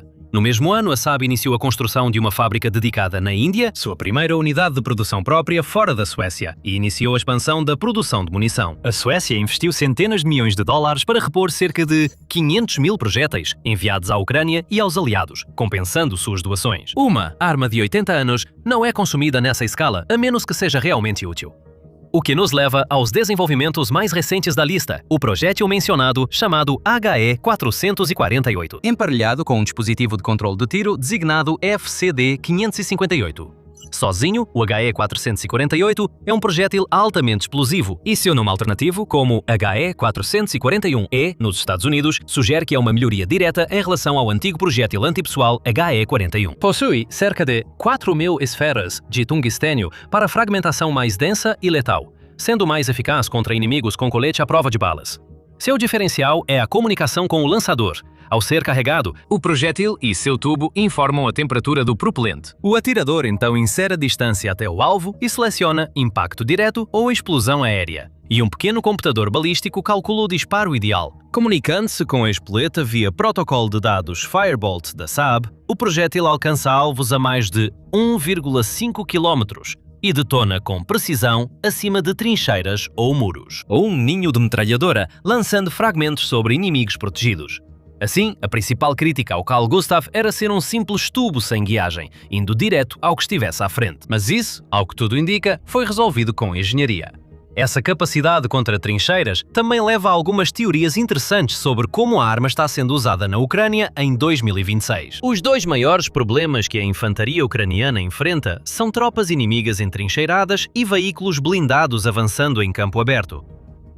Ambos são exatamente o alvo de um projétil programável de explosão aérea. Um hit seria inútil e um disparo direto expõe o atirador por muito tempo, colocando-o em risco. Uma explosão aérea acima da trincheira a mais de 1 km é algo fundamentalmente diferente e bem mais seguro. Contra a infantaria dispersa, ela pode substituir a artilharia. Então, se a arma já estiver posicionada, o HE-448 e seu dispositivo de controle de tiro dão às equipes ucranianas uma capacidade portátil e precisa de combate à infantaria, que muda significativamente o que uma única equipe anti-tanque pode fazer. É um resultado do design da arma e do formato do combate, e não exige que a gente especule sobre quem pediu isso. Mas existe outra solução possível, que é muito mais secreta e brutal. A Saab afirmou que desenvolveu o HE-448 a partir do relacionamento e feedback dos clientes, discurso que repete em seus materiais. O primeiro comunicado de imprensa sobre essa afirmação saiu em maio de 2022, e as Forças Armadas suecas começaram a receber as munições em dezembro de 2021. Isso é tarde demais para considerar que a munição foi desenvolvida nas trincheiras da Ucrânia. No entanto, a mais recente AGE 758 realmente se encaixa nesse perfil. Anunciada em maio de 2026, a HEAT HE 758 é uma munição anti-tanque tandem e, o mais importante, é a sucessora da HEAT HE 751, que foi realmente creditada pelas destruições de T-90M russos pelo Carl Gustaf. É aqui que o ciclo de feedback deixa de ser apenas uma frase de marketing e se torna algo que você realmente pode acompanhar. As equipes ucranianas já haviam comprovado a eficácia das HEAT 751 contra os T-90 russos, equipados com blindagem reativa, Contact 5 e Relikt, a mesma proteção usada nos melhores tanques de Moscou. Saab analisou esses resultados e buscou uma munição capaz de vencer todos os pacotes de blindagem russos, não só um. Em vez de iterar manualmente, os engenheiros da Saab usaram aprendizado de máquina em 50.000 projetos de precursores, buscando uma configuração que derrotasse todas as blindagens reativas russas conhecidas. O resultado foi um precursor não iniciador, uma carga que remove o revestimento reativo sem acioná-lo, abrindo caminho para uma carga principal que perfura até 70 cm de blindagem. Só para lembrar, o design inicial perfurava 50 cm. Segundo a cobertura do lançamento, a Saab admitiu que o desempenho anterior do Carl Gustaf na Ucrânia influenciou o desenvolvimento do novo projétil. Então, esse é o ciclo de desenvolvimento que a Suécia está usando. Um atirador ucraniano dispara um projétil Carl Gustav em um tanque russo. A blindagem reativa desse tanque e dos que sobrevivem vira dado.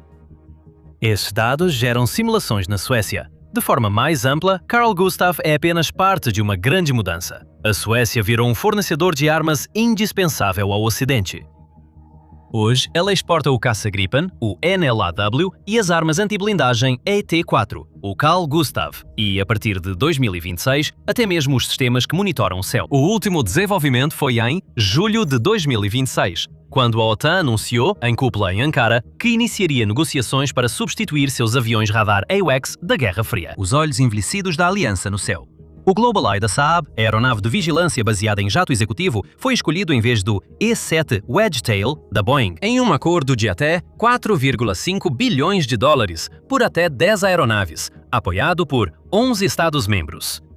A liderança da OTAN escolheu os aviões suecos porque foram projetados para ameaças atuais. Enxames de drones e mísseis de cruzeiro. Enquadrou a escolha em uma Europa decidida a criar sua própria base industrial, evitando depender de um governo americano visto como imprevisível e sua política externa. O que nos leva de volta ao início, onde discutimos que Carl Gustav não foi o único responsável por aquela eliminação crucial do T-90M. Cada vez mais, pequenos drones de reconhecimento fazem a localização dos alvos, sobrevoando uma linha de árvores para identificar uma posição entrincheirada ou um veículo que uma equipe em terra jamais conseguiria ver detrás de uma cobertura. As equipes de drones então orientam a equipe antitanque para atacar com um único disparo bem colocado. Na divisão de tarefas, a dupla explora os pontos fortes de cada um. O drone, barato e descartável, faz o reconhecimento, enquanto o tubo concentra o poder de fogo, apesar do custo maior. O projétil programável de explosão aérea, a THE-448, torna a combinação ainda mais letal, pois o drone localiza o inimigo e o atirador ajusta o projétil para detonar acima deles. O tempo não está do seu lado. Esse é o alerta chocante que os Estados Unidos acabam de enviar à Rússia, enquanto os planos diabólicos da Ucrânia para destruir os ocupantes russos ficam mais claros à medida que avançamos em 2026. Isso era o que Putin menos queria ouvir. Ele acreditava controlar os Estados Unidos para pressionar por uma paz mais favorável a Moscou do que a Kiev. Mas essa ilusão acabou de ser destruída, enquanto a Rússia está sendo avisada para sair agora, antes que a Ucrânia torne uma situação já ruim ainda pior. A Ucrânia quase poderia começar a sentir pena da Rússia e da psique abalada de Vladimir Putin, mas nunca sentirá pena suficiente para parar a estratégia que paralisa a Rússia. Enquanto o vice-representante permanente dos Estados Unidos na ONU, Dan Negreia, estava diante do Conselho de Segurança das Nações Unidas em 22 de junho, ele pronunciou as palavras que chocaram Putin profundamente. Em meio à condenação ao bombardeio russo ao patrimônio da humanidade da Unesco, a lavra de Peshchesk em Kiev, um dos locais de culto mais solenes da Ucrânia. Negreia disse à Rússia que era hora de fazer um acordo com a Ucrânia, agora, antes que o tempo acabe e a Ucrânia conquiste a vitória. Isso parece cada vez mais provável, já que a dinâmica agora se voltou contra a Rússia em 2026. A Rússia deveria negociar, pois o tempo não favorece Moscou, Negreia declarou. E se Putin acha por um segundo que essa é apenas a opinião de um representante dos Estados Unidos e que o resto ainda acredita que a Rússia vai vencer, então ele está muito enganado. Negreia comentou após as declarações do secretário de Estado dos Estados Unidos, Marco Rubio, ao Senado no início de junho. Eles não vão atingir os objetivos definidos no primeiro dia. Rubio disse sobre a Rússia em uma declaração que deve ter sido como uma punhalada no coração de Putin. Rubio acrescentou: talvez nem consigam alcançar militarmente os objetivos que exigem nas negociações. Dois altos funcionários dos Estados Unidos descartaram publicamente que a Rússia vence em poucos dias. Mas não são só eles. O presidente dos Estados Unidos, Donald Trump, também parece ter chegado à conclusão de que a Ucrânia está do lado vencedor. Mas vamos voltar a isso em breve. Os comentários de Negreia foram significativos ao falar ao Conselho de Segurança da ONU. Ele afirmou que a Rússia deve negociar agora, pois a estratégia da Ucrânia contra o país está tão eficaz que alguns podem até sentir pena de Putin e sua incompetência. Negreia mencionou dois fatores muito importantes: baixas e inovação. Ambos apoiam a Ucrânia agora e estiveram assim durante boa parte de 2026. No quesito baixas, Negreia aponta que os militares russos estão sofrendo algo em torno de 40 mil baixas entre mortos e feridos todos os meses. Isso só está sendo agravado por táticas de recrutamento desesperadas que estão piorando a situação econômica da Rússia. De fato, a Rússia chegou ao ponto de oferecer bônus recordes de até cerca de 80 mil dólares americanos apenas para se alistar, informou a CNN em 14 de junho. O Moscow Times acrescentando algumas semanas antes que Putin assinou uma nova lei que perdoa até 140 mil dólares em dívidas para qualquer russo que se aliste como voluntário em seu exército. Esses são atos de desespero enquanto a Rússia enfrenta uma crise de recrutamento causada pela estratégia da Ucrânia. Mas a Rússia precisa implementá-las, não há alternativa.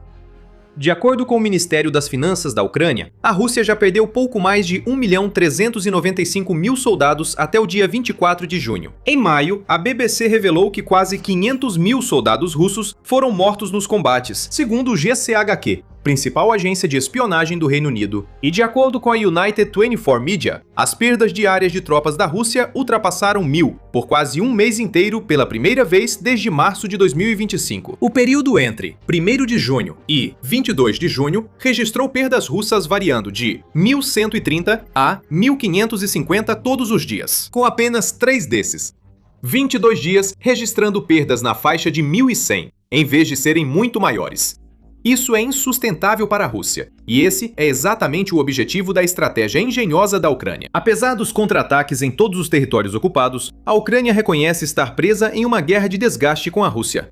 Sua melhor chance de vencer é causar tantas baixas que a Rússia não consiga sustentar a guerra.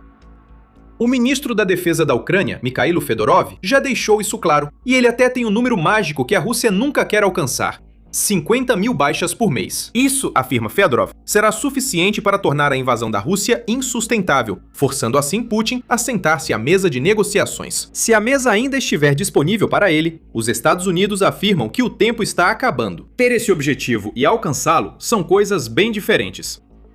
É nesse ponto que a estratégia brilhante da Ucrânia se destaca. Negria afirma que inovações constantes impulsionam a vitória da Ucrânia, enquanto a Rússia não consegue acompanhar o avanço dos drones ucranianos, cada vez mais letais. Negria não é o único que admira a indústria de defesa da Ucrânia. Em 23 de junho, a mídia, United 24 Media, informou que o comissário da União Europeia para a Defesa e Espaço, Andreas Kubilius, fez observações semelhantes. Apesar de elogiar a liderança tática da Ucrânia, Kubilius afirmou que a agilidade da indústria ucraniana é o principal motivo de Putin e seus asseclas estarem em posição tão precária no país. Kubilius afirmou que a produção militar doméstica da Ucrânia cresceu 50 vezes desde o início da guerra, e esse volume é acompanhado pelo fato de a Ucrânia ter desenvolvido uma habilidade para criar as armas perfeitas tanto para combater o que a Rússia está fazendo, quanto para infligir ainda mais sofrimento às tropas de Putin. Kubilius terminou seu discurso na Cúpula Europeia de Defesa e Segurança em Bruxelas, solicitando uma estrutura para integrar melhor a Ucrânia ao mercado de defesa europeu. E ele está certo em fazer esse apelo. As inovações da Ucrânia no campo de batalha são quase incontáveis. Na linha de frente, a Ucrânia desenvolveu uma combinação letal de drones FPV e de ataque de médio alcance, que permite atingir alvos russos a centenas de quilômetros atrás da linha de frente. Ataques de médio alcance estão causando estragos na Rússia. O bloqueio logístico da Ucrânia incentiva equipes de drones a eliminar rotas e veículos de suprimento, ajudando a isolar a Crimeia e impedir o fluxo de suprimentos para a linha de frente. Inclua ataques a centros de comando, controle e instalações militares, como pontos de lançamento de drones. Sua estratégia enfraquece os ataques da linha de frente da Rússia. Por isso vemos tantas baixas. As forças russas estão se desgastando, mesmo com Putin ordenando mais ataques na ofensiva de verão. Segundo o Conselho de Relações Exteriores, os drones dominam a linha de frente há tempos em número de baixas, com até 85% das mortes e ferimentos de ambos os lados sendo causados por metal voando. A grande diferença na estratégia da Ucrânia é que agora, os enxames de drones FPV nas zonas de abate perto da frente foram reforçados pela nova capacidade da Ucrânia de atingir com precisão a retaguarda russa, tanto nos territórios ocupados quanto na Rússia. O Conselho cita o uso pela Ucrânia do Hornet com IA, que custa só 10 mil dólares e virou peça-chave no bloqueio logístico. O que essa nova geração de drones provocou foi uma reavaliação completa de como ambos os lados utilizam seus recursos. Para a Ucrânia, mais drones e ataques intensificam o bom trabalho feito. O cálculo da Rússia é mais simples, mas nada eficaz. Mandar mais carne de canhão parece ser a única estratégia de Putin. Isso não está funcionando bem, diante dos desafios de recrutamento da Rússia. Esse é um dos principais motivos para Nagria afirmar que Moscou está ficando sem tempo para negociar. E também tem o presidente dos Estados Unidos, Donald Trump. Em relatório de 23 de junho, o Financial Times revelou que o apoio e os elogios dos Estados Unidos à estratégia da Ucrânia chegam até o mais alto posto da Casa Branca. O veículo diz que Trump e o presidente ucraniano Zelensky conversaram bastante durante o jantar em Evian-le-Bain no início de junho, com Trump supostamente dizendo que ficou muito impressionado com os resultados militares que a Ucrânia obteve até agora em 2026. O Pravda relata que autoridades ucranianas interpretaram isso como um sinal de que Trump está se tornando mais propenso a fornecer um apoio mais forte à Ucrânia, além de aumentar a pressão sobre Putin para acabar com a guerra. Pressão resume o que Rubio e Negreia demonstraram.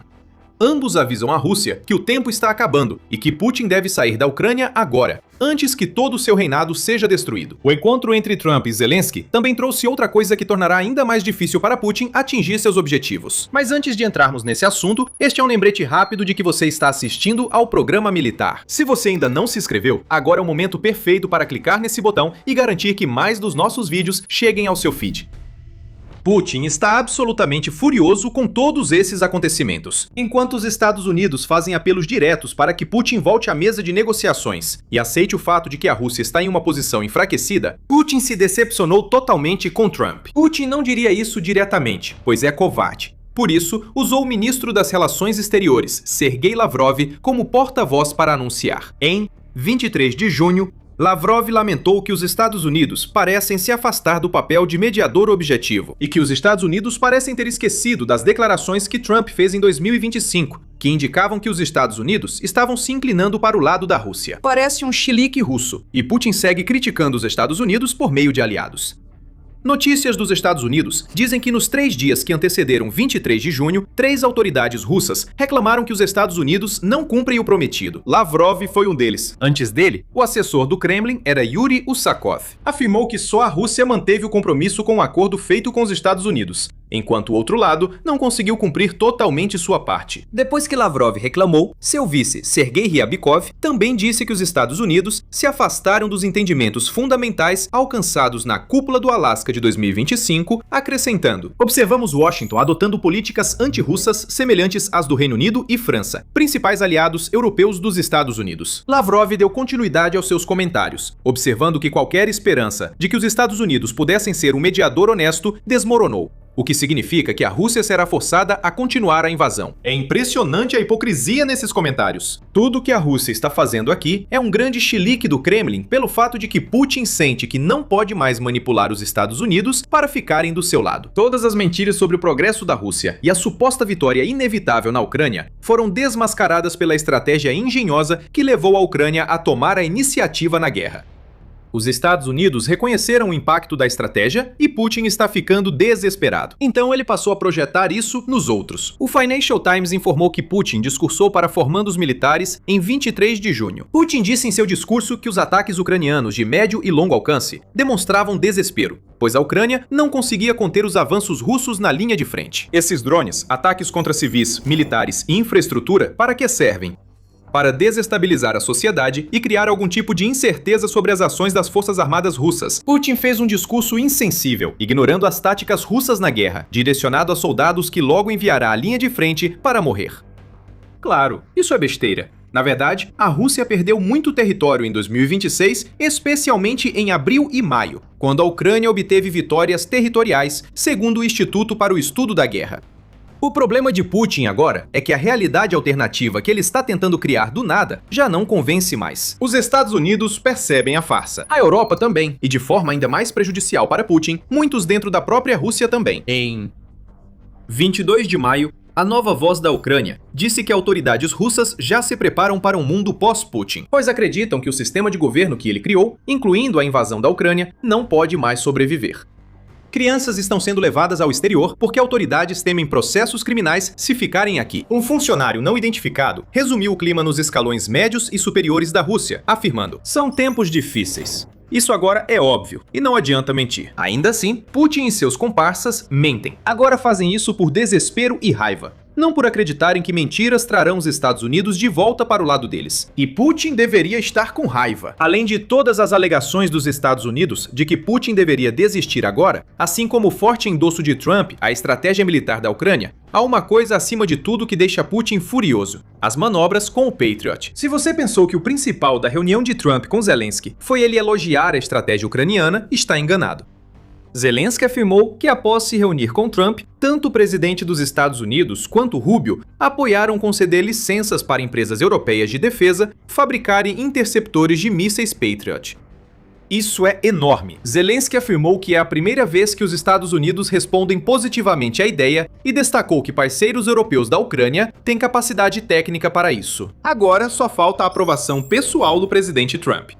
A Bloomberg afirma que Trump já pensava em licenciar mísseis Patriot para fabricantes estrangeiros durante a cúpula do G7 na França. A publicação diz que Trump planeja pedir aos fabricantes de defesa dos Estados Unidos que licenciem a tecnologia dos mísseis Patriot para países europeus e Ucrânia, permitindo à Ucrânia lidar com a escassez de mísseis Patriot. Isso permitiu que a Rússia tivesse algum sucesso recente com seus mísseis balísticos. Eles gostariam de fazer isso. Vamos analisar, disse Trump a repórteres em 17 de junho. O tema das licenças foi discutido detalhadamente a portas fechadas na reunião.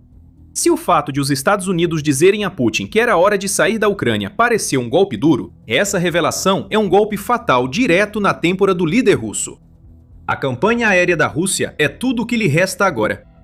O fracasso em terra e a incapacidade de proteger a Crimeia dificultam a vitória da Rússia na guerra. Mas à medida que a Ucrânia começou a ficar sem mísseis interceptadores Patriot, os mísseis de cruzeiro e balísticos da Rússia têm atingido seus alvos com mais frequência. Vimos isso claramente em maio. Naquele mês, a Rússia lançou 8.351 artefatos aéreos contra a Ucrânia, segundo o Pravda. Esse foi um recorde, e as defesas aéreas da Ucrânia tiveram dificuldades para lidar com os mísseis. Dos 8.351 artefatos, 8.150 eram drones de ataque, contra os quais a Ucrânia registrou uma impressionante taxa de interceptação de 91,73%. No entanto, o percentual cai bastante quando falamos dos 211 mísseis de cruzeiro e balísticos que a Rússia lançou, como a Ucrânia interceptou só 53% deles.